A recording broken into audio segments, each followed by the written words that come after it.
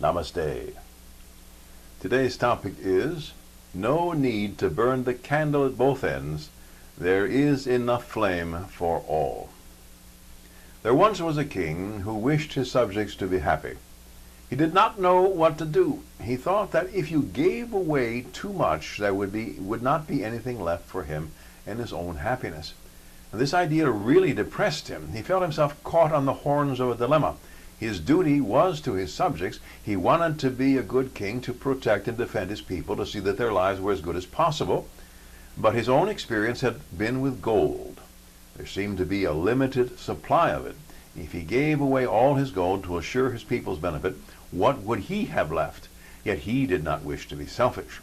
His advisors assured him that if he gave away some of his gold, the taxes from the incomes of his people would be sufficient to replace the gold. So he very fairly set up a program whereby his subjects gained some of the kingdom's gold. They would put it to use in their farms and shops. They certainly generated income from this infusion of capital. The gross kingdom profit rose exponentially. Yet when the tax collectors came to take a fair measure of the people's incomes, the people grumbled and mildly protested. The king explained that such money was used to keep the army fit and ready, to have the Navy prepared to foresee attack, to keep government employees in their own incomes to pay the household expenses of the king. Still, the people belly ached. Their disposable income was being cut down by taxes. Nothing the king could do would relieve this carping. His advisor said that he just ought to let the people grumble. He was well within his right as king. Still, the king was uneasy in his days and in his sleep. He thought that there must be some kind of remedy. What could he give his people wherein he would profit, they would profit, but have no cause to carp? What could he give away that would never be diminished by his giving? He chanced to be riding in the countryside outside his capital. He had a small retainer with a retinue with him, so as not to attract much attention.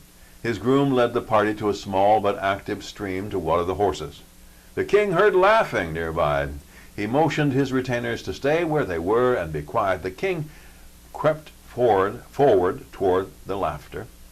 There at the stream's edge, hidden behind dense undergrowth, were a father and son fishing.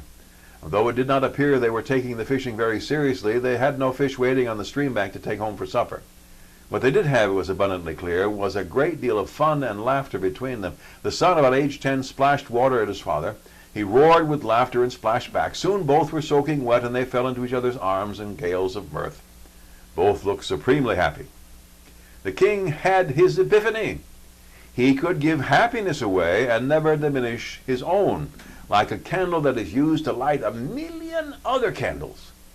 Though one candle lighted 1,000,000 others, its own light and length of life was never decreased. The king stole away from the streamside scene and hurried back to his retainers.